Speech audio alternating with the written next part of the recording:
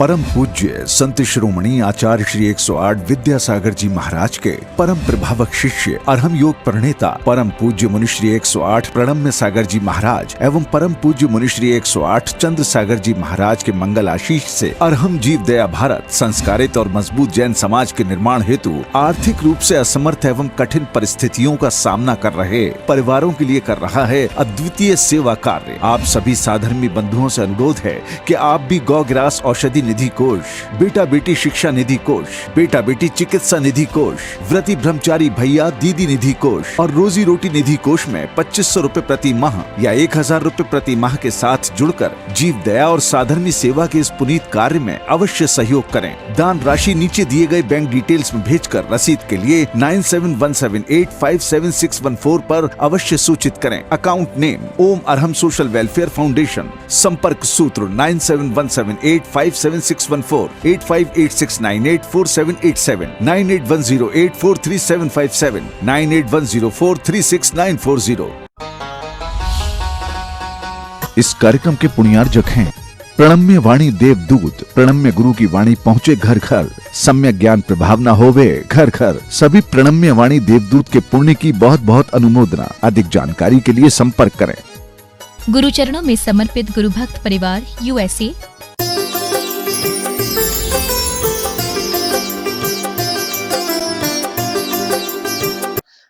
ओम नमः सिद्धेभ्यः। बोलो ओम नमः सिद्धेभ्यः।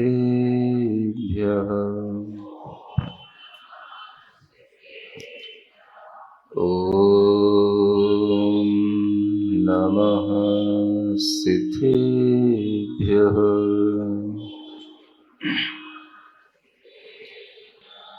ओकारं बिंदु संयुक्तं नित्यं ध्यायन्ति योगिनः। कामदं मोक्षदं चैव ओंकाराय नमो नमः। अरहमित्यक्षरं ब्रह्म वाचुकं परमेष्ठिनः। सिद्धचक्रस्य सद्बीजं सर्वतः प्रणमाम्यहम्। अनंतानंत सिद्ध परमेष्ठी भगवान की, देवादिदेव आदिम तीर्थंकर श्री ऋषभनाथ भगवान की, वर्तमान शासन नायक श्री वर्धमान महावीर भगवान की, परम पूज्य आचार्य गुरुवर श्री विद्यासागर जी महाराज की, अष्टानिक नंदीश्वर महापर्व की। बोलिए महामय नंदीश्वर दिव्य विधान रचेता अरहम योग पढ़ेता परम पूज्य मुनि श्री प्रणम्य सागर जी महाराज की, मुनि संघ की। आप सभी लोग आज इस मंगल वेला में नंदीश्वर द्वीप में बैठकर के जिनेंद्र भगवान का अपने मन में स्मरण करते हुए यह महा अर्चना का कार्य कर रहे हैं। मुझे ऐसा लगता है कि यहाँ पर बैठकर के ही आपको नंदीश्वर द्वीप की याद आती है, और यहाँ पर बैठकर जब हम आपको देखते हैं तो मुझे भी ऐसा लगता है कि मैं भी साक्षात नंदीश्वर द्वीप में ही बैठा हूँ।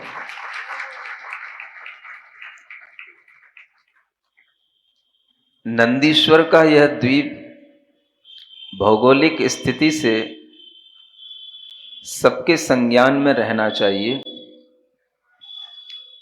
आप सभी लोग जब कभी यह विस्तार के साथ में विचार करें कि हम कहाँ रहते हैं, तो वह स्थान आपका केवल एक भरत क्षेत्र के एक स्थान के रूप में जाना जाता है। लेकिन अगर आप और थोड़ा सा विस्तार के साथ देखेंगे तो आपके संज्ञान में आएगा कि हम जम्बू द्वीप में रहते हैं, क्योंकि जम्बू द्वीप में भरत क्षेत्र है और उस भरत क्षेत्र का यह आर्य खंड कहलाता है। कभी कभी आप सुबह कोई अभिषेक आदि की क्रिया में इस तरह का मंगल वाक्य बोलते होंगे, जम्बू द्वीपे भरत क्षेत्रे आर्य खंडे और भारत नाम देशे, फिर मध्य प्रदेशे कटनी नाम नगरे, फिर नंदीश्वर द्वीप स्थाने, है ना। यह जो आपका परिचय है, यह परिचय आपको ज्ञात होना चाहिए। हमें जब विस्तार से अपनी भौगोलिक स्थिति की जानकारी होगी, या हम कहें कि हमें अपनी लोकेशन सही ढंग से विस्तार के साथ पूरे लोक के अंदर ज्ञात होगी, तो हम अपना सही ठिकाना समझ पाएंगे। जब हम जम्बू द्वीप की बात करते हैं तो जम्बू द्वीप में बहुत सारे और भी क्षेत्र होते हैं। जैसे ये भरत क्षेत्र का एक खंड है, ऐसे ही ऐरावत क्षेत्र होते हैं। उनमें भी इसी तरह से कर्म भूमि होती है, उनमें भी इसी तरह से अष्टानिक मनाए जाते हैं। उसी जम्बू द्वीप में कुछ ऐसी कर्म भूमियां होती हैं जहां पर तीर्थंकरों का सद्भाव होता है, जहां पर आज भी चतुर्थ काल चल रहा है, जहां पर आज भी अरिहंत भगवान साक्षात मिलते हैं और जहां से आज भी मोक्ष चल रहा है। अपने यहां पंचम काल चल रहा है और वहां पे चतुर्थ काल चल रहा है। ऐसा क्षेत्र विदेश क्षेत्र कहलाता है। ये भी जम्बू द्वीप के अंदर हैं और उन्हीं क्षेत्रों के बीच में अन्य भोग भूमियां भी हैं, जहां पर कल्प वृक्षों के माध्यम से जीव अपने सुखों का उपभोग करते हैं और स्वर्गों की प्राप्ति करते हैं। ये सब कर्म भूमियों और भोग भूमियों के विस्तार के साथ में यह जम्बू द्वीप का एक बहुत बड़ी रचना होती है, जो 1,00,000 योजन विस्तार के साथ में फैली हुई रचना है। एक योजन जो छोटा होता है वो 4 कोस का होता है और जो बड़ा योजन होता है वह लगभग वह 2000 कोस का होता है। अब आप सोचें कि यह जो भौगोलिक रचना है, यह एक कोस में अगर 3 किलोमीटर मान करके चलते हैं तो 1,00,000 योजन में कितने लाख किलोमीटर हो जाएंगे, ये आप अपने आप से गुणा कर लेना। महायोजन के साथ में यह पृथ्वी का विस्तार 1,00,000 योजन का है जम्बू द्वीप, और उस जम्बू द्वीप के बाद में आज थोड़ा सा जानने की कोशिश कर ही लें कि नंदीश्वर द्वीप है कहां। कई लोग मुझसे कह चुके हैं, महाराज पहले बता तो दो ये नंदीश्वर द्वीप है कहां। तो आज हम थोड़ा सा आपको वह जानकारी देना चाहते हैं। जयमाला आप पढ़ते हैं, ये जयमाला पूरी नंदीश्वर द्वीप विधान में एक समान हर पूजा में लिखी गई है, और इस जयमाला के अंदर पूरा का पूरा वर्णन इसीलिए किया गया है कि आपको पूरी भौगोलिक संरचना नंदीश्वर द्वीप की समझ में आ जाए। नंदीश्वर है द्वीप 8वां, 3 भुवन में ख्यात रहा, नंदीश्वर सागर ने घेरा महिमा अनुपम धार रहा। यह द्वीप तो 8वां है, और द्वीप की जो शुरुआत होती है वो जम्बू द्वीप से होती है, जो पहला द्वीप है। जब हम इस जम्बू द्वीप के बाहर चलते हैं तो ऐसी संरचना बताई गई है कि एक द्वीप के बाद में एक सागर आता है, फिर उस समुद्र के बाद में फिर द्वीप आएगा, फिर समुद्र आएगा, फिर द्वीप आएगा, फिर समुद्र आएगा, फिर द्वीप आएगा, फिर समुद्र आएगा। ऐसा करते हुए जब आप 7 समुद्र पार कर लेंगे तब जाकर के 8वां द्वीप आएगा। कितने समुद्र पार? कभी कभी सुन तो रखा ही है आपने, 7 समुद्र पार। क्या करते हो 7 समुद्र पार? किसके पीछे चले जाते हो? अपन को किसके पीछे जाना है? वह 7 समुंदर पार का अगर ज्ञान होगा और उस 7 समुंदर पार अगर हम जिनवाणी के अनुसार चलें और गुरु के पीछे पीछे चलें तो हम इस भव सागर से भी पार लग सकते हैं। एक 7 समुंदर पार चल के पीछे पीछे आप भव सागर में ही घूमते रहेंगे। सुन रहे हो? वो भी 7 समुंदर पार घूमते रहते हैं लोग, सुनते रहते हैं हम भी। तो वो कहां घूमेंगे? अगर किसी के पीछे घूमोगे तो भव सागर में घूमोगे। और 7 समुंदर पार अगर हमारे साथ चलोगे तो कहां पहुंचोगे? नंदीश्वर द्वीप में पहुंचोगे। और जो नंदीश्वर द्वीप में एक बार जाकर के इस तरह की महा आराधना सम्यक दर्शन के साथ कर लेता है, वह भव सागर से पार उतर जाता है। इसलिए आज हम चाहते हैं कि आप थोड़ा सा 7 समुंदर पार हमारे साथ चलें, लेकिन उसके बीच के जो समुंदर हैं उनको भी हम थोड़ा सा नाम उल्लेख के साथ जानते चलें। पार करके जाना है और हर द्वीप के बाद में एक समुद्र आना है और एक समुद्र के बाद फिर द्वीप आना है, फिर समुद्र आना है। यह ऑर्डर आपको हमेशा ध्यान रखना है। और इसके साथ साथ यह भी ध्यान रखना है कि जितना विस्तार मीन्स जो डायमीटर होता है, कोई भी गोल चीज का जो डायमीटर होता है, जम्बू द्वीप गोलाकार है, उसी के आगे फिर उतने ही डबल डायमीटर का वह एक समुद्र है जिसे लवण समुद्र कहते हैं। उसका डायमीटर अगर ये 1 लाख योजन का है तो वो 2 लाख योजन का है। फिर उसके बाद में एक द्वीप आएगा जिसे धातकी खंड द्वीप कहते हैं, उसका डायमीटर इससे भी दूना होगा, 2 × 2 = 4। सुन रहे हो? थोड़ा दिमाग खोल के रखना। फिर उसके बाद में भी एक समुद्र आएगा जिसे कहते हैं कालोदधी समुद्र, 4 × 2 = 8।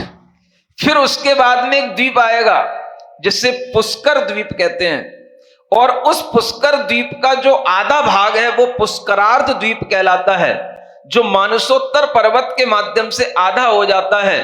बस इतने ही द्वीप और समुद्रों तक मनुष्य रहते हैं, 2.5 द्वीप और 2 समुद्र, यहीं पर बस मनुष्यों का आवागमन होता है। और इस मानसोत्तर पर्वत के आगे का जो आधा पुष्करार्ध द्वीप और फिर उसके आगे का पुष्करवर समुद्र और उसके आगे के जो द्वीप समुद्र है, वहां पर मनुष्यों का आवागमन नहीं होता है।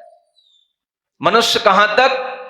2.5 द्वीप तक ही मनुष्य आवागमन कर सकते हैं। लेकिन वर्तमान में तो कोई भी मनुष्य के पास इतनी भी क्षमता नहीं है कि वो अपने आर्य खंड से निकल करके किसी और दूसरे द्वीप में जा सके या किसी दूसरे समुद्र तक जा सके, क्योंकि ना आप आज लवण समुद्र तक पहुंच सकते हैं, ना आप धातकी खंड द्वीप में पहुंच सकते हैं। आप केवल इसी आर्य खंड के जितने पोर्शन को गूगल बता रहा है, जहां तक आपकी जो है बस गूगल के माध्यम से लाइन बिछी हुई है, बस आप उतने ही जा सकते हैं, उससे ज्यादा नहीं जा सकते।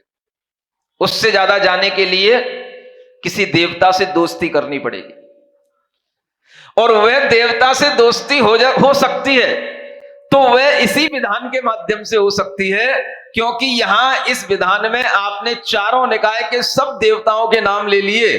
शायद कोई देवता आपका हाथ पकड़ करके प्रसन्न हो जाए कि चलो हम भी तुम्हें ले चलते नंदीश्वर द्वीप की ओर, लेकिन वह ले जाने की इच्छा तो कर लेगा, लेकिन 2.5 द्वीप से बाहर तुम्हें ले नहीं जा पाएगा।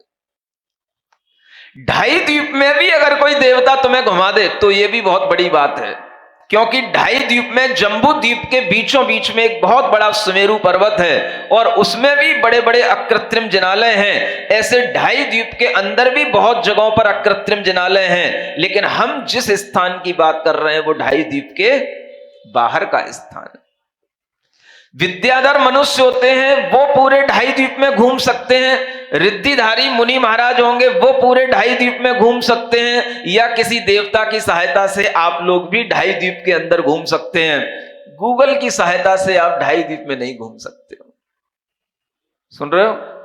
जो फैक्ट है वो फैक्ट है, और हमें हर फैक्ट को एज इट इज एक्सेप्ट करना चाहिए।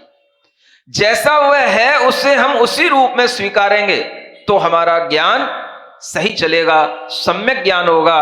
और इस तरह से जब हम पुष्कर द्वीप से बाहर निकलते हैं तो पुष्कर समुद्र पड़ता है, और फिर जब हम पुष्कर समुद्र से भी और आगे चलेंगे तो फिर एक द्वीप आएगा। कौन से नंबर का? जल्दी छठवां आ गया द्वीप। तुम लोगों का गणित बहुत कमजोर है। चौथे नंबर का द्वीप आएगा जिसे कहेंगे वारुणीवर द्वीप, और फिर उसी के आगे समुद्र आएगा जिसका नाम होगा उसी द्वीप के नाम पर वारुणीवर समुद्र। फिर उसके बाद में पांचवें नंबर का द्वीप आएगा जिसको कहते हैं क्षीरवर द्वीप। क्या बोलते हैं? क्षीर सागर। नाम सुना है ना? क्षीर सागर का जल ला करके आप रोजाना भगवान का अभिषेक करते हैं, ऐसी कल्पना करते हैं रोजाना हम क्षीरोदधिका ले निर्मल नीर। वो क्षीर सागर का जल ही होता है जो सबसे पवित्र जल होता है, जिसके माध्यम से भगवान का सुमेरु पर्वत पर नमन किया जाता है। यह वह पांचवा समुद्र यहां है जहां हम आपको ले जा रहे हैं। सुन रहे हो? कितने समुद्र पहुंच गए? 5 समुद्र हमारे साथ चल गए। तुम लोग चलोगे कि नहीं आगे? डर तो नहीं लग रहा? फिर उसके बाद में आएगा क्षीर समुद्र के बाद में घृतवर द्वीप, और फिर उसी के नाम का आएगा घृतवर समुद्र, और फिर उसके बाद में एक और 7वें नंबर का द्वीप आएगा छौद्रवर द्वीप, और उसी नाम का छौद्रवर समुद्र, और फिर उसके बाद में आएगा 8वां नंदीश्वर द्वीप जहां की हम ये चर्चा कर रहे हैं।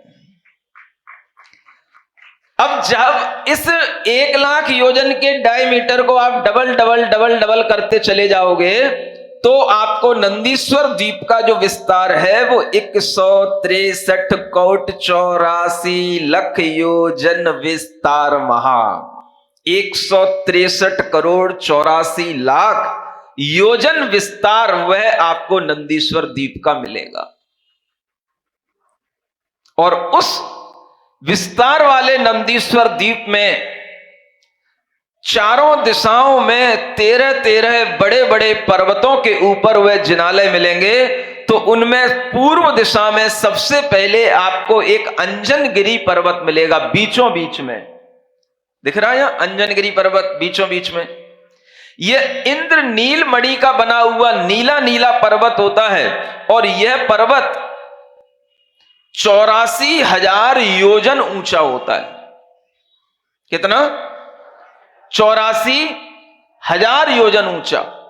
यानी आप ये समझ लो कि अगर हम यहां से 790 योजन ऊंचा जाते हैं तो हमें ये सूर्य चंद्रमा वगैरह इनकी परिधि शुरू हो जाती है, और 790 से 900 योजन तक जब हम पहुंचते हैं तो ये सारे सौर मंडल ये पूरे हो जाते हैं, ज्योतिष मंडल की सीमा समाप्त हो जाती है।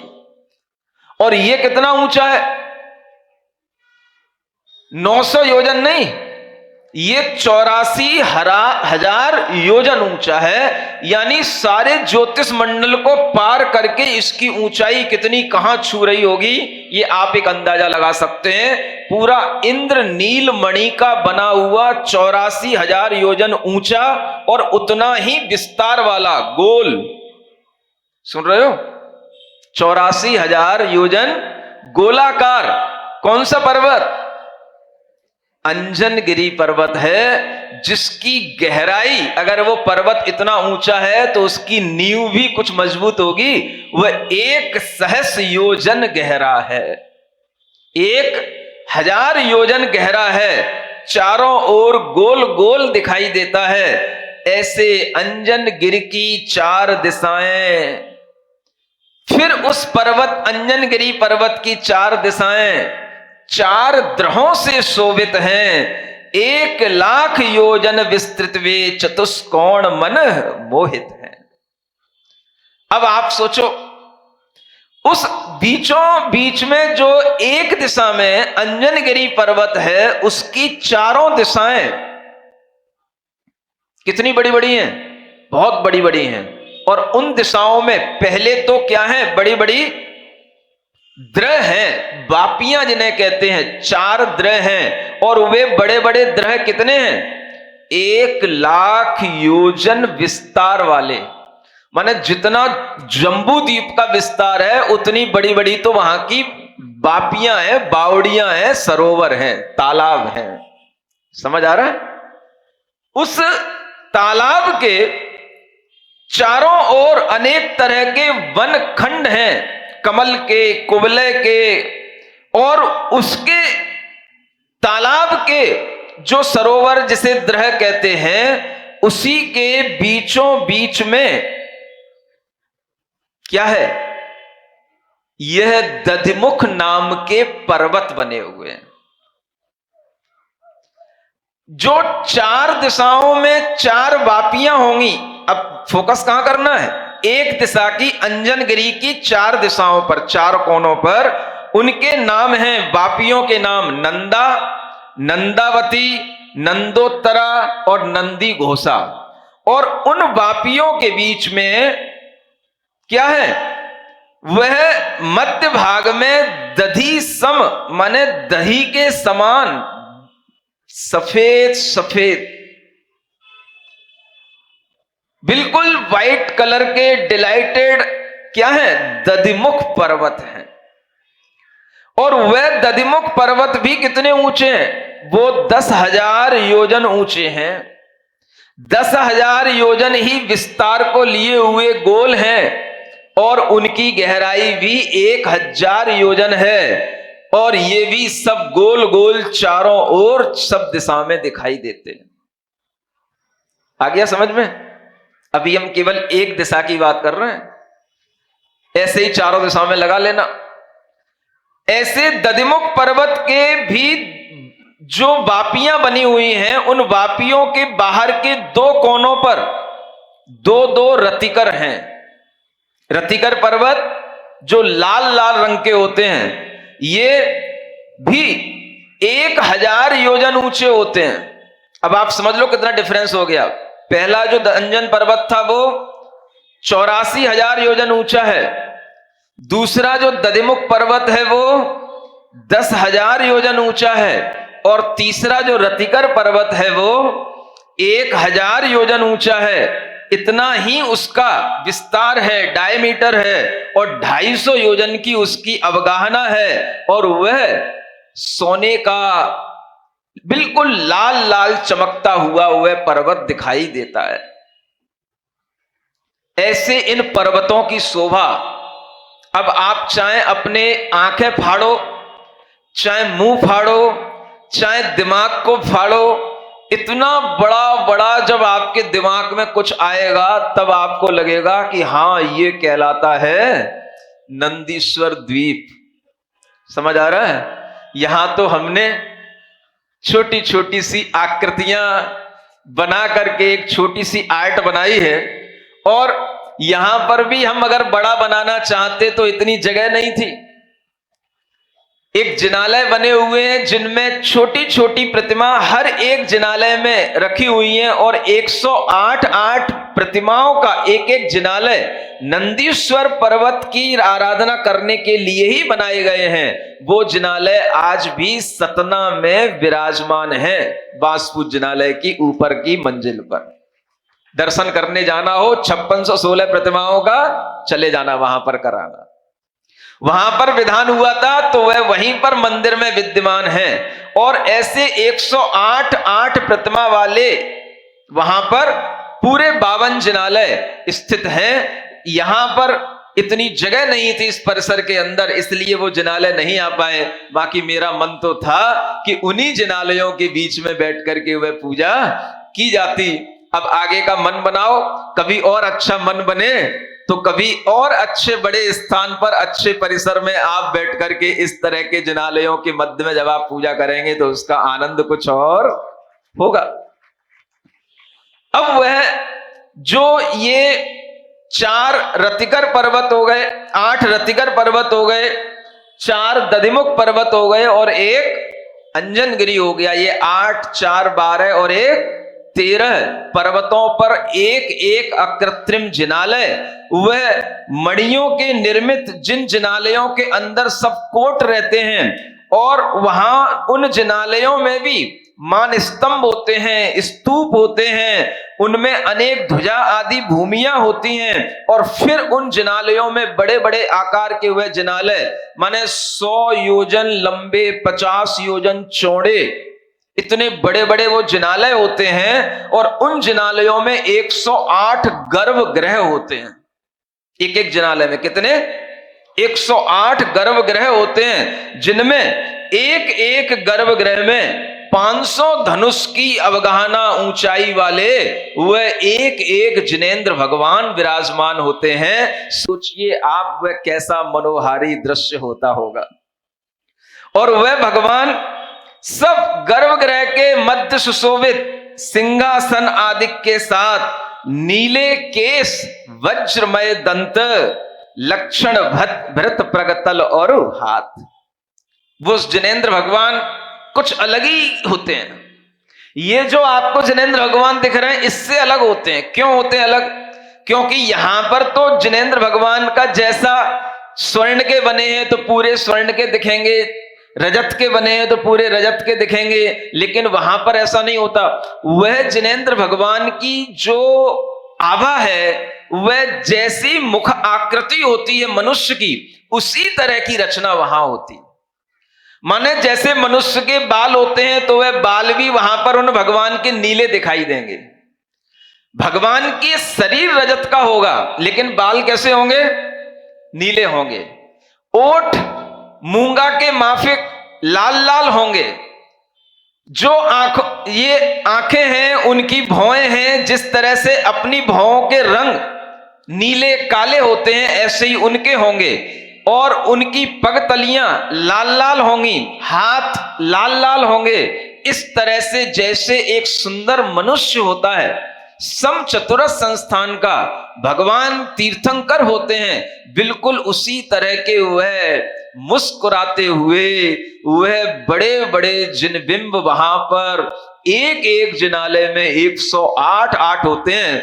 इतनी प्रकाश उनकी जिनबिंबों के अंदर से फूटता है कि वहां पर और किसी अन्य प्रकाश की आवश्यकता नहीं पड़ती। ऐसे वह जिनबिंब, उनका जो परिकर होता है, वह दोनों ओर 32 तो नाग कुमार देव होते हैं और यक्ष युगल होते हैं, जिनके माध्यम से उन पर हमेशा चमर ढोरे जाते हैं। और उन जिन वेदियों के समक्ष मंगल द्रव्य होते हैं, अष्ट प्रातिहार्यों से सुशोभित वह एक एक जिनबिंब होते हैं। और अष्ट प्रातिहार्यों के अलावा मंगल द्रव्य जो होते हैं वो अलग होते हैं। कौन से होते हैं? झारी, कलसा, दर्पण, पंखा, ध्वज, ठौना और छत्र, चमर, मंगल द्रव्य सभी एक एक हैं, एक शताष्ट वेदिका पर। ये मंगल द्रव्यों के नाम लिखे हैं। झारी, कलसा, दर्पण, पंखा, ध्वज, ठौना, छत्र और चमर, ये एक एक वेदिका पर 108 मंगल द्रव्य, एक एक प्रकार के मंगल द्रव्य 108 प्रकार के होते हैं। सुन रहे हो?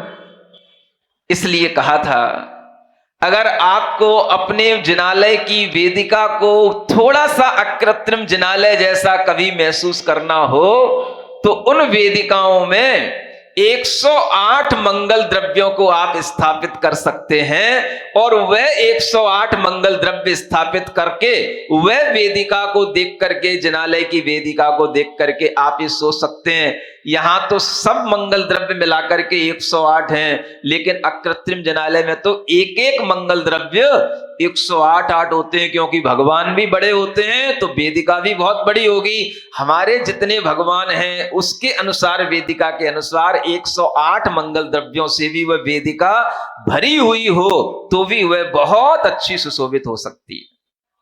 और यह मंगल कार्य भी आपकी कटनी नगर में भी यह वेदिका 108 मंगल द्रव्यों से सुशोभित देखने को आपको अब मिल सकती है, क्योंकि उसकी भी योजना यहां पर बन चुकी है। देखना चाहते हो? वेदी में थोड़ी जगह बनानी पड़ेगी।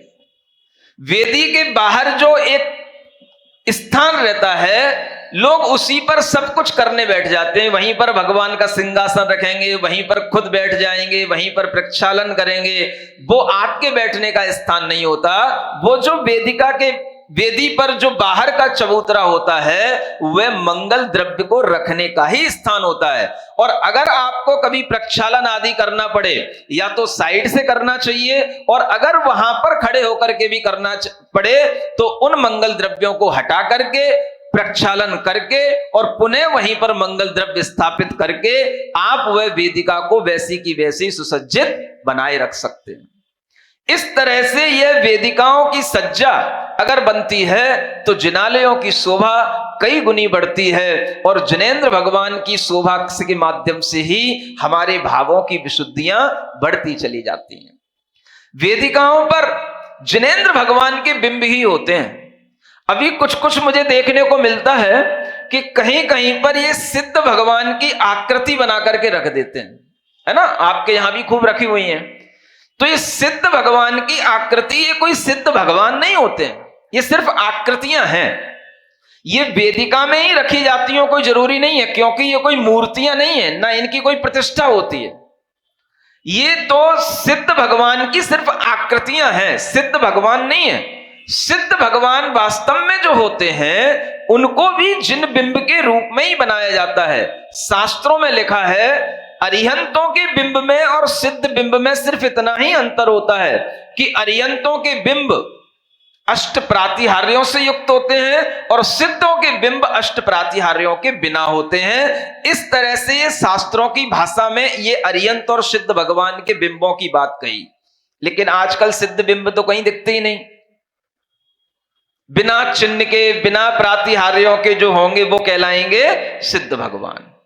तो सिद्धों की जो आकृतियां आपने जो ये बना रखी हैं, मनुष्यों के आकार की, बीच में डंडियां से निकली हुई, ये कोई प्रतिमाएं नहीं है। ये तो सिर्फ आपके लिए एक समझाने के लिए कि हाँ ऐसे सिद्ध भगवान की आकृति का आप एक अनुभव कर सकते हैं। उन्हें आप वेदियों के बाहर भी किसी स्थान पर रख सकते हैं। वो वेदियों पर रखने वाली भी कोई ऐसी विशेष चीजें नहीं है कि वो वेदियों पर ही रखी जाए।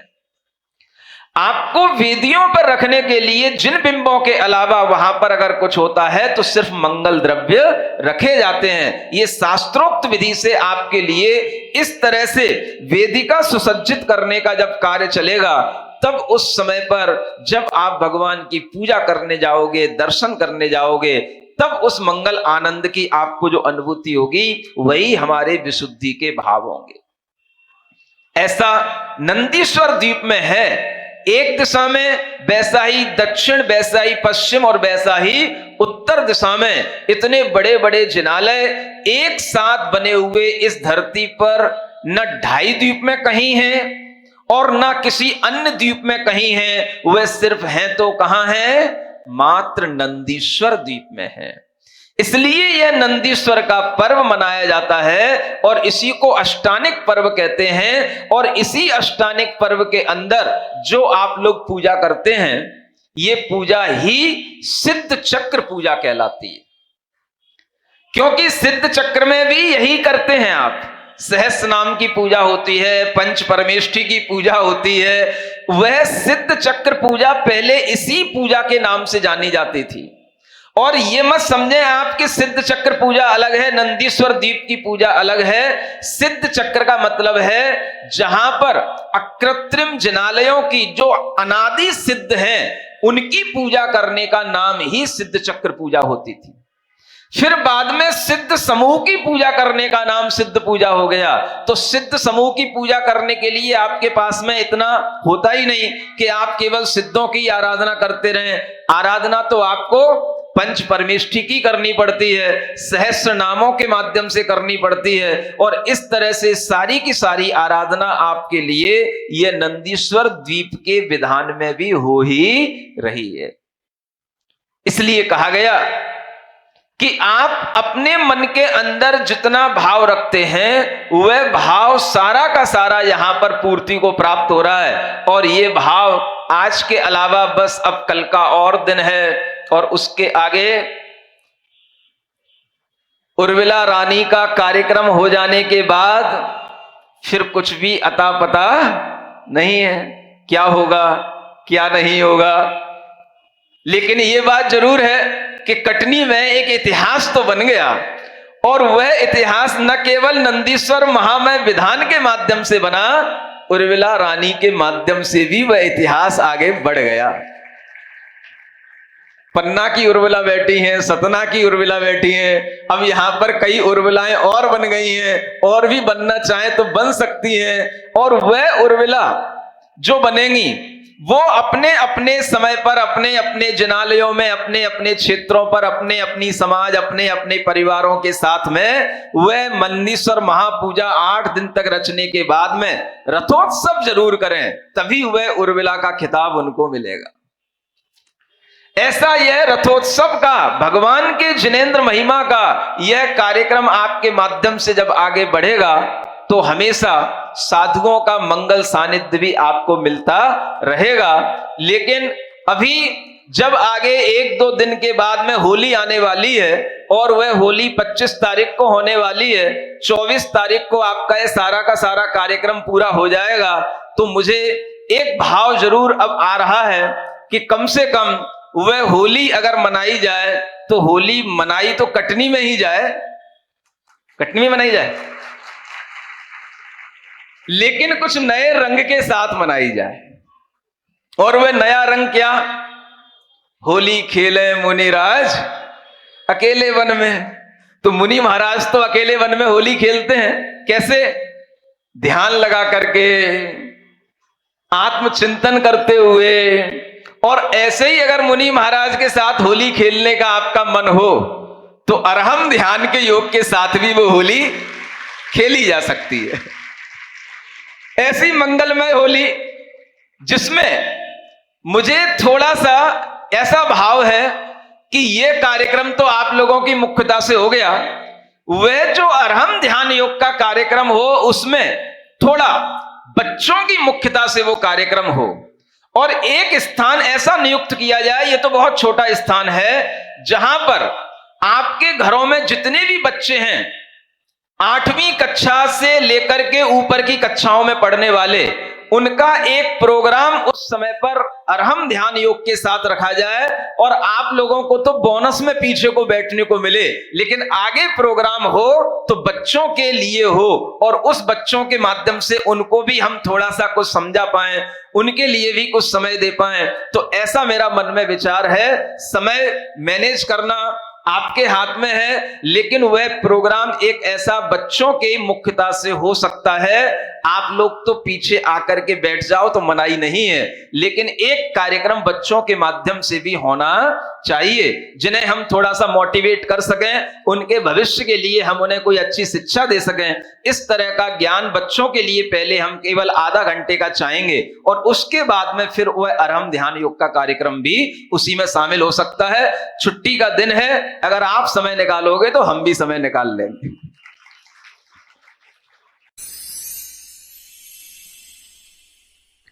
सिरिजिणवाणी जग कल्याणी जग जन मदतम मोहरी जनमण हारी गढ़हर हारी जम जरा भव रोग हरि तिथ्य राणम दिव्य झुणिम जो पढ़ई सुणई मय्ये धारई राणम सौख मणंतम धर्य सासद मोक्ष पदम पावई सासद मोक्ष पदम पावई।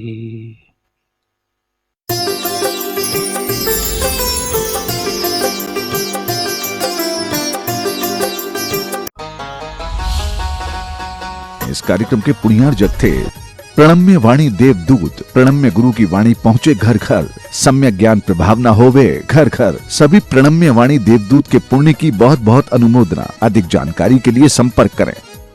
गुरुचरणों में समर्पित गुरु भक्त परिवार USA, परम पूज्य संत शिरोमणि आचार्य श्री 108 विद्यासागर जी महाराज के परम प्रभावक शिष्य अरहम योग प्रणेता परम पूज्य मुनिश्री 108 प्रणम्य सागर जी महाराज एवं परम पूज्य मुनिश्री 108 चंद्र सागर जी महाराज के मंगल आशीष से अरहम जीव दया भारत संस्कारित और मजबूत जैन समाज के निर्माण हेतु आर्थिक रूप से असमर्थ एवं कठिन परिस्थितियों का सामना कर रहे परिवारों के लिए कर रहा है अद्वितीय सेवा कार्य। आप सभी साधर्मी बंधुओं से अनुरोध है कि आप भी गौ ग्रास औषधि निधि कोष, बेटा बेटी शिक्षा निधि कोष, बेटा बेटी चिकित्सा निधि कोष, व्रती ब्रह्मचारी भैया दीदी निधि कोष और रोजी रोटी निधि कोष में 2500 रूपए प्रति माह या 1000 रूपए प्रति माह के साथ जुड़कर जीव दया और साधर्मी सेवा के इस पुनीत कार्य में अवश्य सहयोग करें। दान राशि नीचे दिए गए बैंक डिटेल्स में भेजकर रसीद के लिए 9717857614 पर अवश्य सूचित करें। अकाउंट नेम ओम अरहम सोशल वेलफेयर फाउंडेशन। संपर्क सूत्र 9717857614, 8586984787, 9810843757, 9810436940।